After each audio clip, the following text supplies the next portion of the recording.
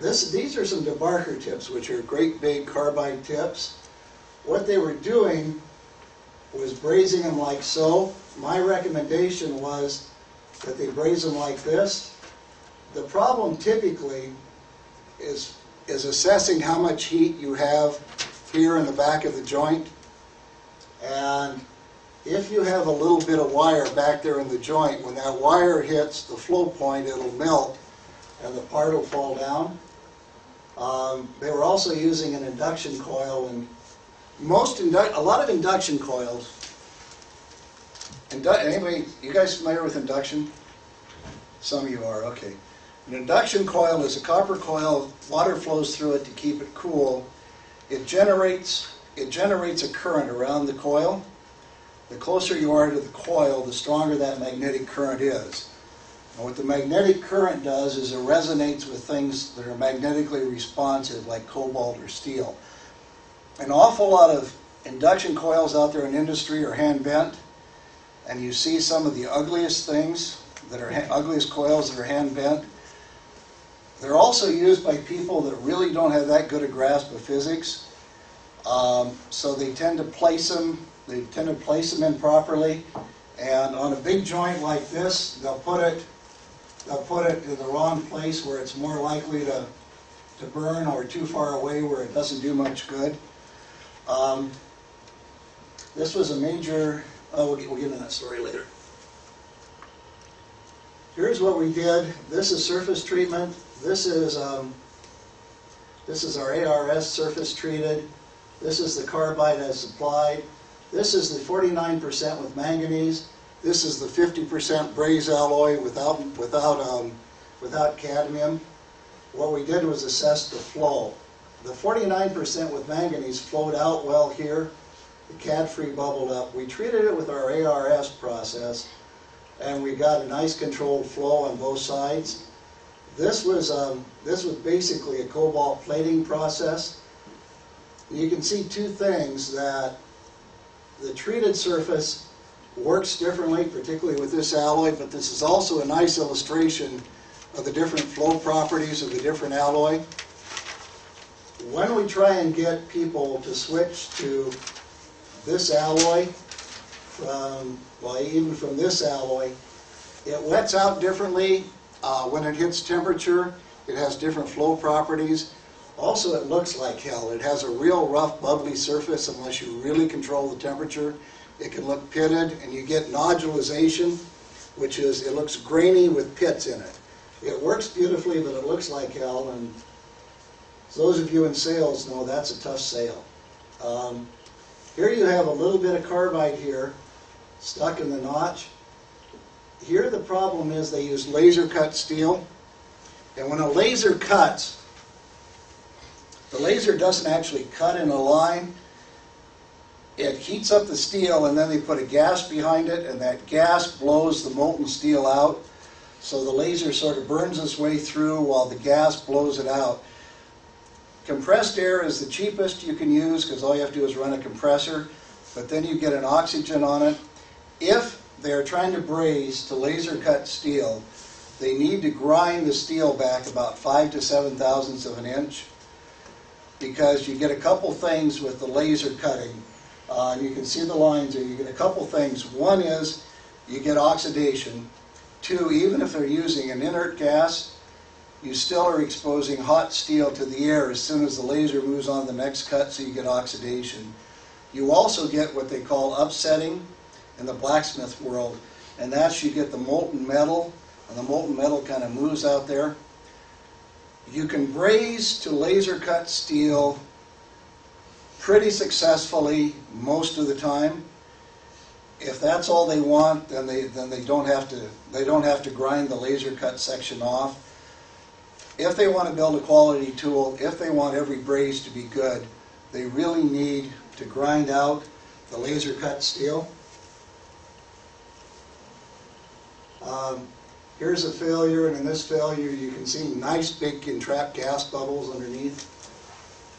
Voids in the braze joint. Is this? Joint's too thin.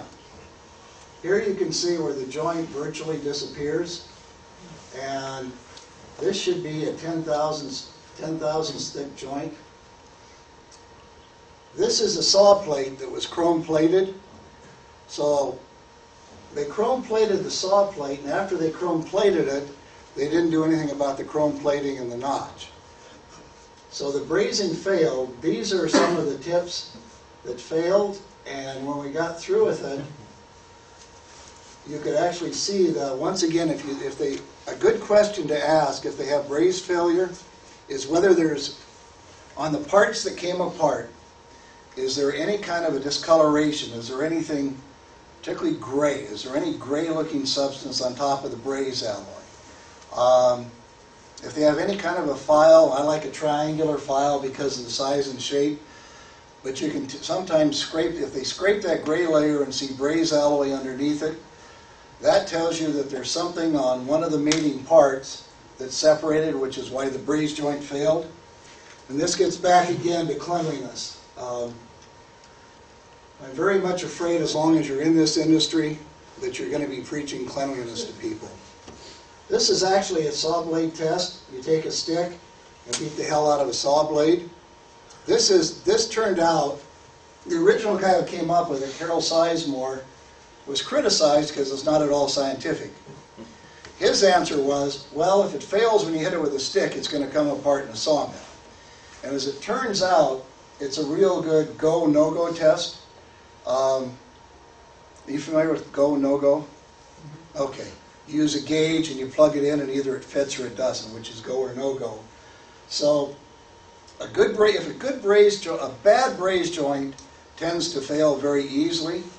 A good braze joint tends to be extremely robust.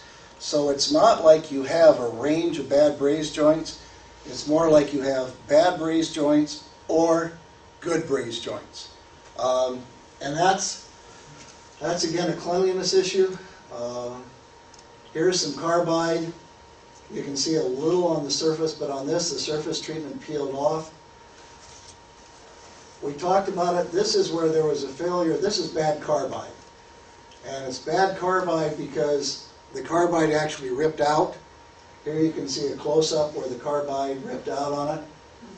You can see the pockets there. So on this one, the braze alloy, the braze joint was excellent. It was good enough to actually rip the carbide. Failed saw analysis. This is a series of, here we were trying to identify which tips failed when, by how much wear there is on a shoulder. Preventing ripped shoulders. Once again, we talked about heat. This is a real thin braze joint. Here we used a tri-metal shim. And I mentioned that if you get the braze alloy, too hot and the steel too hot, it becomes brittle. Once again, with really experienced brazers, they don't want to do that, so they have a tendency to underbraze. And with the tri-metal shim, it needs to be fully heated to be fully joined because it's made by rolling the three parts together. So you do occasionally get people who are very good that will actually underheat the braze alloy a little. And I've seen it, and it's really beautiful to watch from a manufacturing standpoint. These guys are, there's once again on bag 3 in a range of 1170 to 1270. These guys are catching it at 1220, 1230. They're anticipating the flow. They are beautifully regular. They are more regular than we can time with the stopwatch, but they're not putting quite enough heat into it. They need to have enough heat. We like to see the braze alloy wick out of the joint just a wee bit in a nice smooth line. That's more of the same problem. I probably have a new camera. This is a ripped shoulder, and this is what you may hear it described as a chill line or a heat affected zone. So they put enough heat into the saw tip brazing here that they basically crystallize the steel back here. So as soon as it started to run. These are beach marks, beach lines, and they're so called because they look like waves on a beach. And what happened on this one is that depending on the quality of the braze joint, they may have to impact it several times to rip the braze alloy. You'll see this more on the extremely rare occasion when they've actually ripped the braze alloy in half. Because of the quality of the braze alloy and the chemical makeup, because you're supposed to use a joint 3 to 5 thousandths, it's extremely unusual to see a case of failure where the braze alloy is ripped in half. You also get capillary attraction in there, which is an extremely strong force.